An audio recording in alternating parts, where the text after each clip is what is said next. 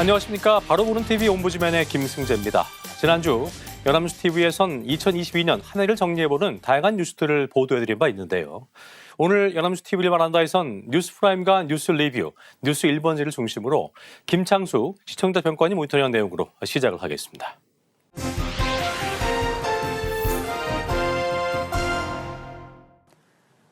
지난 12월 26일 북한 무인기가 2017년 이후 5년 만에 우리나라의 영공을 침투했습니다. 강화, 김포, 파주, 서울까지 침투한 것으로 알려졌는데 무인기 중 일부는 민간인과 마을이 있는 지역까지 내려온 것으로 알려졌습니다. 우리 군이 대응작전을 벌였지만 결국 격추에 실패했고 이들 무인기는 북으로 돌아가거나 우리 레이더 탐지에서 사라졌다고 보도했습니다. 12월 26일 오후 8시 뉴스 리뷰에서 관련 소식을 자세하게 다뤘습니다. 기자는 12월 26일 오전 10시 25분경 경기도 일대에서 북한 무인기로 추정되는 항적을 포착해 우리 군이 대응에 나섰다는 합동참모본부의 발표 내용을 전했습니다. 우리 군에 확인된 무인기는 2m급 이하 소형 기종 5대로 모두 군사 분계선을 넘어와 우리 영공을 침범했다는 것입니다. 무인기 4대는 강화도 일대에서 비행했고 한 대는 경기도 파주 인근 민간인 거주지역 상공을 지나 서울 북부 상공까지 진입했다고 보도했습니다. 서울까지 침투한 무인기는 우리 상공을 7시간 정도 휘젓고 북한으로 돌아갔고 나머지 4대는 사라졌다고 전했습니다. 북한 무인기의 영공 침범에 우리 군은 즉각 경고방송과 경고사격을 여러 차례 시행한 뒤 공군 전투기와 공격 헬기 등을 투입해 100여 발의 사격에 나섰지만 결국 격추에 실패했다고 전했습니다. 사격은 헬기에서 20mm 기관총으로 이루어졌으며 대부분은 무인기를 겨냥한 조준 사격이 아니라 레이더에 포착된 항적을 향해 발사했다고 설명했습니다. 합참은 우리 국민들의 피해가 발생하지 않는 범위 내에서 대응했다고 설명했고 군은 이번 사건에 대해 북한이 우리 영공을 침범한 명백한 도발 행위라고 규정했다고 전했습니다. 2022년 한 해 동안 수십 차례 탄도미사일을 쏘아댔던 북한이 이번에는 무인기까지 투입했습니다. 북한이 이렇게 장시간 우리 영공에 침입해 위협 비행을 한 것은 전례가 없는 일이라고 하는데요. 합참의 설명처럼 국민 피해를 우려해 적극적인 대응이 어려웠다곤 하나 북한 무인기가 7시간가량 우리나라 영공을 누볐다는 점이 충격을 주고 있습니다. 더구나 서울과 민가가 있는 지역까지 침투했다는 점, 격추에 실패했다는 점 등이 국민들의 불안감을 높일 수밖에 없는데요. 언론들의 헤드라인을 보더라도 7시간 영공 뚫려, 우리 영공 농락, 서울까지 침투, 격추 실패 등 대응 작전이 성공적이지 못했음을 보여주고 있습니다. 이번 사건을 계기로 연합뉴스 TV가 전문가들과 함께 우리 군의 무인기 대응 체계가 충분히 마련되어 있는지 점검하고 어떤 부분들이 보완되어야 하는지 논의할 필요가 있습니다. 또한 이례적인 도발로 한반도의 긴장을 고조시키려는 북한의 의도를 파악하는 것이 중요하므로 북한의 의도에 대한 국내의 전문가들의 분석도 폭넓게 전달해 주시길 바랍니다. 부동산의 매매와 전세 가격이 동반 하락하고 있습니다. 이로 인해 세입자들은 계약 만료 시 전세 보증금을 제때 돌려받지 못할까 걱정스러운 상황인데요. 12월 22일 오후 7시 뉴스프라임에서는 실제로 보증금 반환 사고가 속출하고 있는 현실을 짚었습니다. 기자는 전국의 전셋값이 매매 가격 하락과 발맞춰 8주 연속 역대 최대 낙폭을 기록하고 있다고 말했습니다. 특히 그주 서울과 경기, 인천의 전셋값이 일주일 만에 1% 넘게 빠졌는데 서울에선 성북구가 1.57%로 가장 많이 떨어졌고 금천구와 노원, 마포구가 그 뒤를 이었다고 전했습니다. 서울 서초구의 한 아파트 단지에선 그 전주에 전용 면적 116제곱미터 전세가 12억 4,500만 원에 거래됐는데 지난 3월 같은 면적의 전세가가 21억 원이었던 것에 비하면 8억 5천만 원이 넘게 내린 것이라고 설명했습니다. 이어 전세 가격 하락이 집주인의 보증금 반환 부담으로 이어지는 문제를 지적했습니다. 집주인이 자금 여력이 있다면 수천만 원에서 수억 원 떨어진 전세 가격 하락을 감당하겠지만 현실이 그렇지 못하다는 것입니다. 한국은행이 전세 가격이 10% 하락하면 집주인 11.2%가 빚을 내야 세입자에게 보증금을 돌려줄 수 있고 3.7%는 금융기관을 이용해도 보증금을 다 돌려주지 못할 것이라는 우려 섞인 전망도 내놓았다고 전했습니다. 고종환 한국자산관리연구원 원장은 보증금 반환 사고가 증가할 경우 세입자가 떼이는 것은 물론 경매 시 낙찰가율 하락으로 세금 미환수와 은행 대출금 미회수로 인해 피해 규모가 전방위적으로 확산될 수 있다고 말했습니다. 한편 주택도시보증공사 허그가 집주인을 대신해 세입자에게 대신 갚아준 전세 보증금은 역대 최대치를 경신하고 있다며 지난 11월 전국에서 발생한 전세 보증금 사고 금액은 1,862억 원으로 한 달 만에 22% 늘어났다고 보도했습니다. 12월 26일 오후 1시 뉴스센터 13에서는 전세 보증금을 돌려주지 않고 숨진 빌라왕 김모 씨보다 세입자들에게 더 큰 피해를 준 집주인이 여러 명 더 있다고 보도했습니다. 주택도시보증공사가 더불어민주당 박상혁 의원에게 제출한 자료에 따르면 빌라왕 김 씨의 보증금 사고액은 334억 원으로 악성 임대인 중 8위에 불과했다는 것입니다. 가장 많은 보증금을 돌려주지 않은 사람은 무려 293건의 계약에서 646억 원을 떼어먹은 박모 씨였는데 박 씨를 포함해 4위까지는 계약 건수 200건 이상의 피해 금액이 500억 원을 넘었다고 보도했습니다. 또한 상위 30위 악성 임대인들이 낸 보증사고 금액은 7,584억 원에 달한다고 덧붙였습니다. 최근 주택 천여 채를 보유한 소위 빌라왕이라 불리는 집주인이 사망하자 세입자들이 보증금을 돌려받을 수 없게 된 사건이 있었습니다. 이 사건을 계기로 우리 사회에 세입자를 울리는 전세 사기에 대한 경각심이 높아지면서 연합뉴스 TV도 이 문제를 비중 있게 보도했습니다. 앞에서 살펴본 보도들을 포함해 여러 보도들에서 전세 사기와 관련된 이슈들을 다루었는데요. 특히 12월 25일 오후 2시 뉴스, 12월 26일 뉴스 현장에서는 변호사들을 초청해 관련 이슈에 대한 전문적인 의견을 들어보기도 했습니다. 악성 임대인에 대한 법적 처벌 수위나 정부의 세입자 보호 대책 등 꽤 깊이 있는 내용들도 소개됐는데요. 다만 악성 임대인들의 전세 사기를 가능케 하는 제도적인 부분에 대한 언급이 부족했습니다. 예를 들어 악성 임대인의 근저당권 설정은 당일 생기는 반면 임대차 보호법상의 대항력은 전입신고와 확정일자를 받은 다음날 생기는 규정이나 국세 체납이 임차인의 전세 보증금 반환 청구권보다 우선시되는 법 등을 악용해 세입자들에게 피해를 주는 사례들이 있는데요. 인터뷰 말미에 세입자들이 조심해야 할 점을 언급해 준 것도 유용한 정보이지만 애초에 세입자들의 피해를 발생시킬 수 있는 제도적인 문제점은 없는지 함께 짚어줬으면 좋았을 것 같습니다.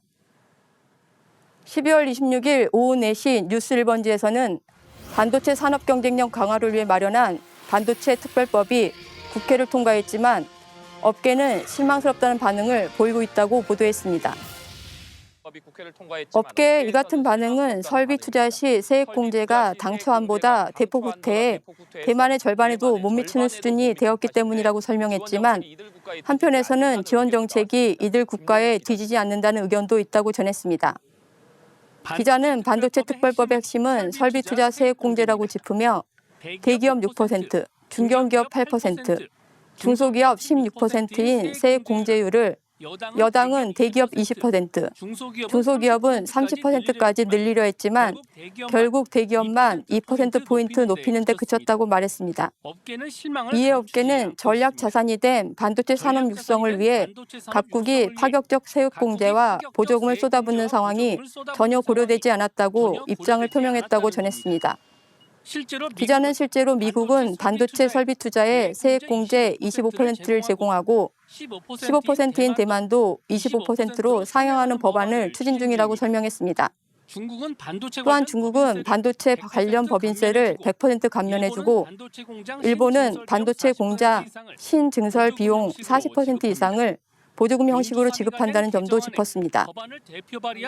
용도 3위가 된 개정안에 법안을 대표 발의한 양양자 무소속 의원은 대한민국 반도체 산업의 사망 선고나 다름없다고 비난했습니다. 다만 반도체 연구개발 분야에서는 우리나라의 세액 공제율이 40%로 15%인 대만이나 다른 나라보다 높아 지원이 부족하지 않다는 반박도 있다고 전했습니다. 반도체 대기업의 세액 공제율을 20% 올리면 법인세 수가 2024년 약 2조 7천억 원 감소할 것이라는 점도 부담이라고 지적했습니다. 하지만 업계는 글로벌 반도체 시장 규모와 치열해지는 경쟁 상황을 감안하면 이 정도의 세수 감소 우려로 지원을 줄이는 것은 소탐대실이라고 반박했다고 전했습니다. 국내 반도체 산업의 경쟁력을 높이기 위해 마련된 K-칩스법이라고 불리우는 반도체 특별법이 4개월 만에 국회를 통과했습니다. 하지만 업계나 정치권에서 오히려 국내 산업 경쟁력을 낮출 것이라는 비판이 제기되고 있는데요. 보도 내용이 법안에 대한 반응을 위주로 전달하다 보니 법의 제정 이유나 업계나 정치권에서 제기하는 구체적인 비판 이유가 잘 설명되지 않았습니다. 단순히 다른 국가보다 부족하다는 내용으로는 시청자 입장에서 비판 이유가 명확하게 이해되지 않는데요. 통과된 법안이 파생시킬 수 있는 효과를 폭넓게 짚어주고 비판 내용을 구체적으로 언급해주는 것이 시청자들이 법안의 적절성을 평가하는 데 더 유용할 것 같습니다.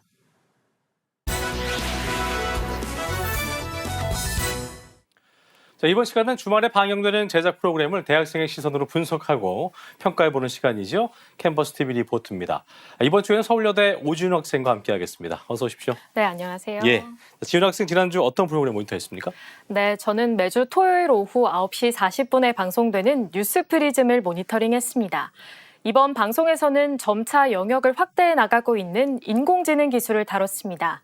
그럼 자세한 모니터링 내용 지금부터 전해드리겠습니다.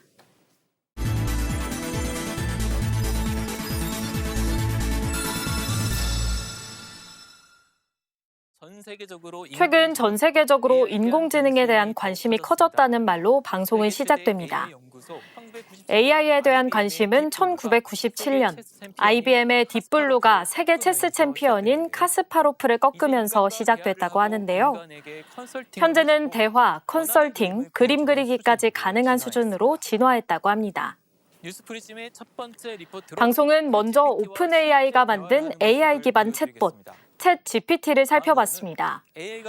최근 시교육청은 AI 학습 플랫폼 유쌤 개발을 위해 마이크로소프트 등과 업무 협약을 체결했다는데요. 학생들의 학습 관리는 물론 취약 분야 보안 방법 제시, 진학 상담까지 이루어질 것으로 보인다고 합니다. 장영준 리드 대표는 인터뷰를 통해 교육의 본질에 대해서 깊이 고민해 볼 수 있는 기회를 줄 수 있는 기술은 단순히 자동화 기술이 아니라 데이터를 통한 다양한 예측과 판단을 같이 해줄 수 있는 AI 기술이 가장 적합한 그리고 반드시 필요한 기술이라고 믿고 있다고 말했습니다. 특히 최근에는 AI 챗봇 챗 GPT가 화제라는데요. 대화형 AI 중 최첨단 수준으로 기술 발전 가능성에 기대를 모으고 있다고 합니다. 챗 GPT에 직접 질문을 넣어보는 김지수 기자의 모습도 볼 수 있었는데요. 특정 조건에 맞춘 코딩까지 가능하고 눈이 내리는 날을 배경으로 창작 시도 만들어냈다고 합니다. 또 AI가 생각하는 인간의 약점은 우울증, 스트레스 등을 제시하기도 했습니다. 사고 실험 중 하나인 트롤리 딜레마 질문도 던져봤다는데요. 달리는 기차 앞 선로 변경으로 노인 3명과 어린이 1명의 생명 중 선택을 요구하자 AI는 선택을 할 수 없고 인간 생명과 자산을 위협할 수 있어 인간이 책임과 의무를 숙지하고 의사결정을 해야 한다고 말했습니다. 인공지능의 사고 수준이 놀라울 정도로 발전했다는 점을 체감할 수 있는 부분이었습니다. 인공지능 윤리성은 인간이 주는 지시에 달렸다는 답변도 인상적이었습니다. 다음으로 인간의 고유 영역으로 여겨졌던 창작에 나선 AI에 대해 알아봤습니다. 게임 디자이너 제이슨 앨런이 생성한 스페이스 오페라 극장이라는 AI 그림이 미술대회 1등을 했다는 말로 시작됐는데요. 없던 배경도 비슷한 화풍으로 그려내는 놀라운 모습도 보여줬습니다. 서영석 기자는 방송 기자의 모습을 그려달라고 요청하는데 TV에서 본 듯한 기자 얼굴을 30초도 안 돼 뚝딱 완성시켰습니다. 음악에서도 창작이 이루어지고 있다는데요. 장르, 길이 등을 입력하면 10초도 안 돼 노래 작곡이 끝난다고 합니다. 그간 30만 곡 이상을 만들어냈고 유명 트로트 가수의 저작권자로도 이름을 올렸다는데요. 인간의 창작물이 아니다라며 한국음악저작권협회에서는 저작권료 지급을 끊었다고 합니다. 안창욱 광주과학기술원 AI대학원 교수는 현재 저작권은 자연인, 결국 사람에게만 부여되는 권리로 그래서 AI가 곡을 썼을 때는 저작권료를 받을 수가 없는 상황이라고 말했는데요. 저작권법을 살펴보면 저작물은 인간의 사상 또는 감정을 표현한 창작물인데 여기에 부합하지 않아 인정받지 못했다고 합니다. 한편 AI 그림에도 한계가 있다는데 대표적으로 표절 논란이 있다고 합니다. 전문가들이 짚은 또 다른 한계는 예술의 영혼을 불어넣는 일이라는데요. 안창욱 교수는 창작물이라는 게 단순히 보여지는 것만 또는 들려지는 것만이 아니고 그 안에 사상이나 철학 같은 게 담겨야 하는데 이건 AI가 할 수 없는 영역이라며 어떻게 보면 영혼을 불어넣는 작업은 사람이 하게 될 거라고 생각하고 있다고 말했는데요. 우려와 기대를 안고 AI는 계속해서 창작 영역을 넓히고 있다고 합니다. AI의 확산으로 일자리, 임금에 영향을 주지 않을까 염려하는 시선도 있다는데요. 방송에선 손재권 더 밀크 대표와의 화상 연결을 통해 이 부분을 해결할 수 있었습니다. AI 능력 어디까지 할 수 있을지를 첫 번째 질문으로 던졌는데요. 스마트폰 같은 첨단 인공지능 기기, 네이버, 구글 등 포털 사이트에도 인공지능 기술이 내장되어 있다고 합니다. 식당에서 음식을 가져다주는 서비스, 의료 현장에서 질병 진단에도 활발하게 활용되고 있다는데요. 인간이 단순 반복 작업을 했던 것을 기계가 대체하는 방식으로 활발하게 사용되고 있다고 답했습니다. 한편 일반 시민의 일상에 AI가 들어올 시점에 대해 알아봤는데요. 내년부터 일상화가 될 것으로 추측한다는데요. 내년에 나오는 GPT-4로 인해 여러 분야에서 인공지능이 쓰일 것으로 보인다고 합니다. 방송은 AI의 발달은 현실이며 두려움에 매몰될 필요가 없다고 말합니다. AI가 본연의 기능을 해낼 수 있는지 주목하고 AI가 일으키는 논란을 직시하며 해결해 나가야 한다는 말로 방송은 마무리됩니다. 예, 내용 잘 봤습니다. 자, 지훈 학생 이번 뉴스 프리즘 보면서 어떤 점이 가장 인상 깊었습니까? 네, 저는 챗 GPT와의 채팅 내용 중 인공지능 윤리성은 인간이 주는 지시에 달렸다는 말이 인상적이었습니다. 인공지능이 잘못된 내용을 학습해 차별적인 발언을 한 것이 몇 차례 논란이 됐던 기억이 있는데요. 인공지능이 우리 일상에 성큼 가까워지고 있는 만큼 우리가 어떤 것을 학습시키고 지시 내리고 있는지 의식해야 할 필요성을 느꼈습니다. 그렇군요. 좋은 생각이네요. 자, 지금까지 서울여대 오지훈 학생과 함께했습니다. 수고했습니다. 감사합니다.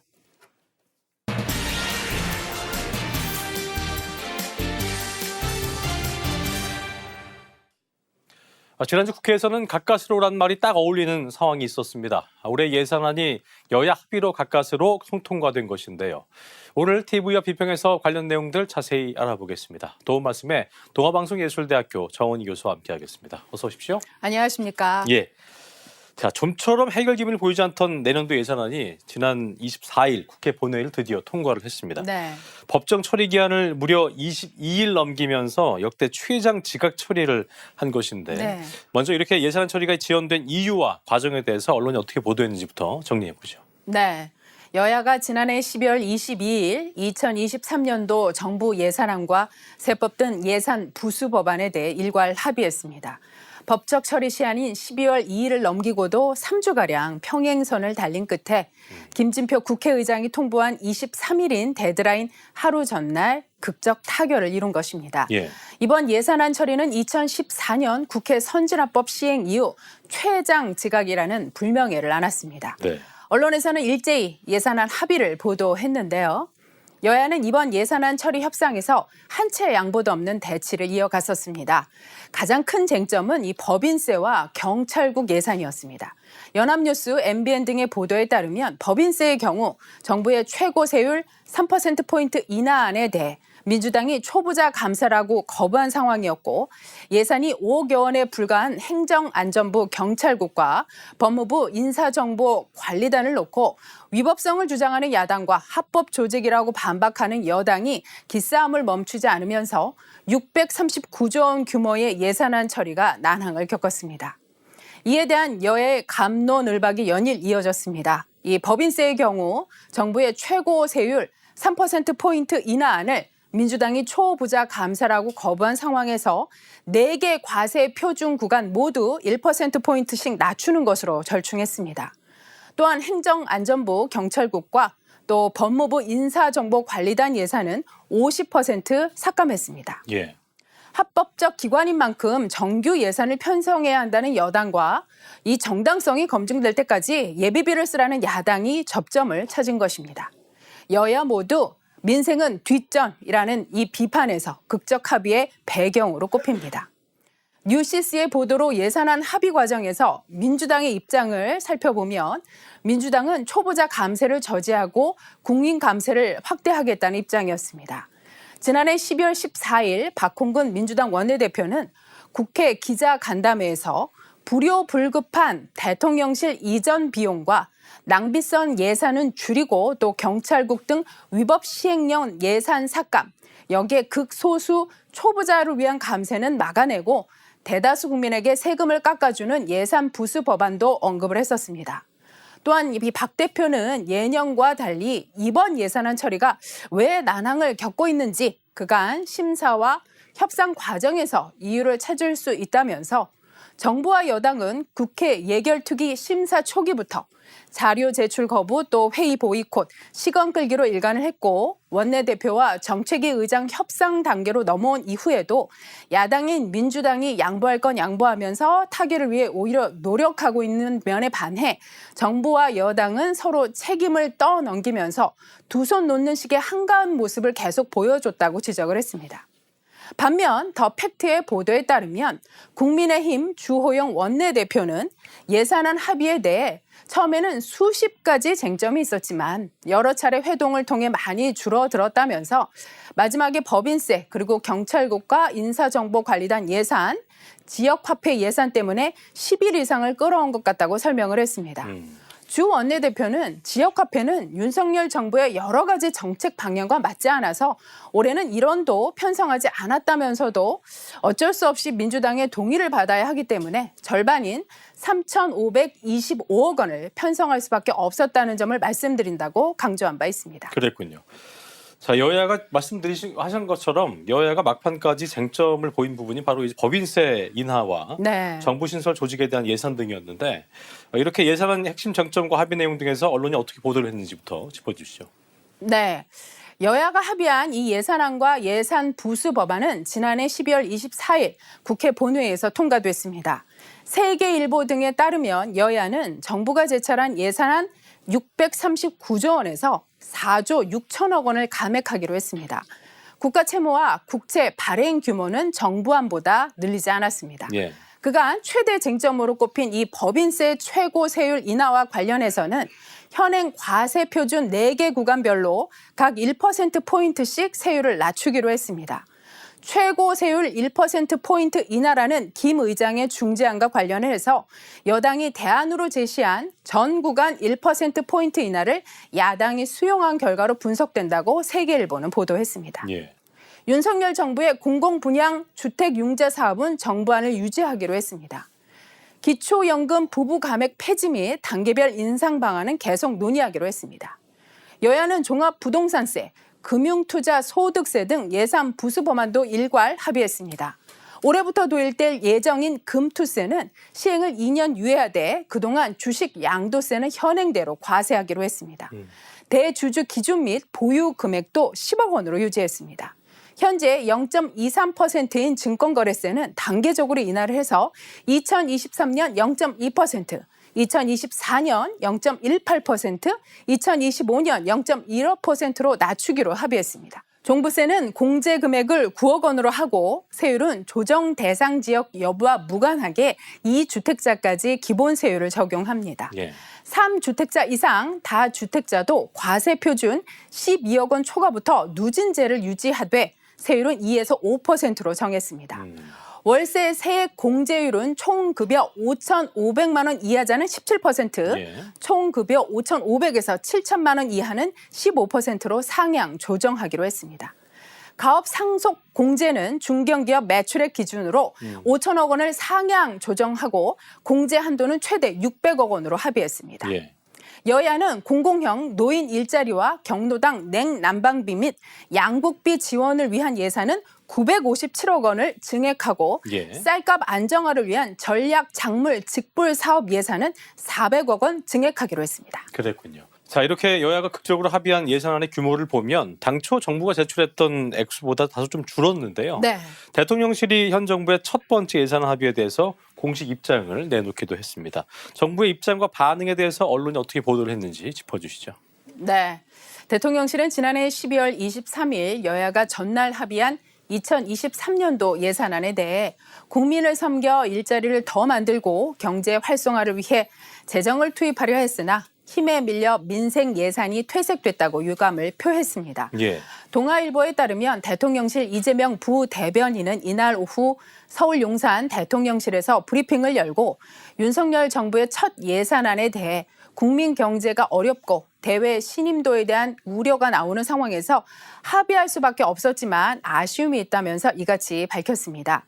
이 부대변인은 이대로 경제 위기를 돌파할 수 있을지 우려된다면서도 윤석열 정부는 묵묵히 최선을 다할 것이라고 했습니다. 이와 관련해서 대통령실 관계자는 기자들과 만나 예산안에는 윤석열 정부의 철학과 기조가 반영돼 있다며 이 책임감을 갖고 예산안을 만들고 국회 심의를 요청했는데 그런 것들이 상당히 퇴색됐다고 평가했습니다. 이어 예산의 상당 부분이 윤석열 정부의 예산이 아니라 수적 우위에 앞서는 야당의 예산으로 활용된 점이 없지 않다는 점에서 아쉬움이 남는다고 강조했습니다. 또 법인세 세율 인하, 주식 양도 소득세 등 당초 정부 안에서 추진했던 목표에 미치지 못했음을 지적을 하면서 이것이 모두 부자 감세라는 이념 논리로 무산됐고 결국 힘없는 서민들과 약자들에게 전가될 수 있다는 점이 아쉬운 것이라고 설명을 했습니다. 그러면서 각별하고 비상한 각오로 2023년도 경제 활성화를 위해 모든 여력을 다 쏟겠지만 지금의 예산과 관련된 세법 개정안들은 많이 부족한 게 아닌가 보고 있다고 표현했습니다. 예.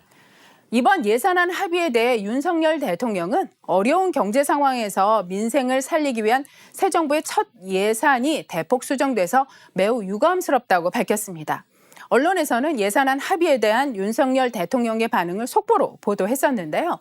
이 한국경제 등 여러 언론에 따르면 윤 대통령은 지난해 12월 27일 오전 용산 대통령실에서 주재한 제57회 국무회의 모두 발언에서 이같이 말하면서 정부는 민생, 경제 활성화를 위해 할 수 있는 모든 보완책을 강구하고 분골쇄신하라고 지시했습니다. 윤 대통령은 여야 합의에 대해 법인세이나 반도체 지원, 주식 양도세 완화 등 경제 성장과 미래 먹거리 확보를 위한 법안이 미진해 대단히 아쉽다라고 하면서 특정 계층이 아닌 중상층과 국민 전체를 위한 제도인데 이런 것이 왜곡돼서 예산이 너무 축소돼 걱정이 앞선다고 지적을 했습니다. 예. 이어 각 부처는 예산을 내년 상반기, 그러니까 올해 상반기죠. 조기 집행을 해서 국민이 체감할 수 있도록 최선을 다하라고 당부했습니다. 그랬군요. 자, 정부 예산안 말 그대로 국민의 소중한 세금을 정부가 어떤 곳에 어떻게 쓰겠다라고 계획을 세우는 것인데 그만큼 국민들의 알 권리를 좀 위해서 언론 보도가 그만큼 중요하다고 할 수 있을 텐데요. 네. 이번 예산안 관련 보도에서 아쉬웠던 점 좀 짚어주시고 끝으로 언론 보도의 역할까지 부탁드리겠습니다. 네. 매해 예산안 합의가 이루어질 때마다 어떤 부분에 예산이 증액 또 감액되었는지 또 어떤 변화가 있었는지 국민의 한 사람으로서 확인하게 됩니다. 예. 아마 여러분도 그러실 텐데요. 그러나 이번에도 여야 다툼으로 예산안 합의가 지각 처리됐고 또 논란은 지속되고 있습니다. 언론 보도는 늘 이런 여야 정쟁에 초점이 맞추어져 있습니다. 그러다 보면 정작 국민이 알아야 할 예산안의 상세한 내용 보도는 부족합니다. 한 해 예산안은 한 나라의 살림살이고 또 나라가 앞으로 나아갈 방향을 제시합니다. 그런 만큼 앞으로 나라의 변화를 알 수 있는 예산안에 대해서 보도 상세한 보도가 필요해 보입니다. 예. 어떠한 변화가 있었는지 또 그것이 옳은 방향성인지 점검해 볼 필요가 있겠습니다. 그리고 앞으로 무엇이 필요한지도 함께 고민하는 언론 보도가 중요합니다. 예. 국민들이 내는 귀한 세금 어떻게 쓰이는지 알 권리를 찾아주시기 바랍니다. 네, 좋은 말씀 감사합니다. 지금까지 좋은 말씀에 동아방송예술대학교 정은희 교수와 함께했습니다. 오늘 말씀 고맙습니다. 고맙습니다. 예. 자, 저희 옴부즈맨 제작진은 여러분의 다양하고 소중한 의견들을 기다리고 있습니다. 방송을 보시고 느낀 소감을 연합뉴스 TV 홈페이지 내 시청자 게시판이나 SNS로 보내주시면 됩니다. 저희는 다음 주 시간에 다시 인사드리겠습니다. 여러분 고맙습니다.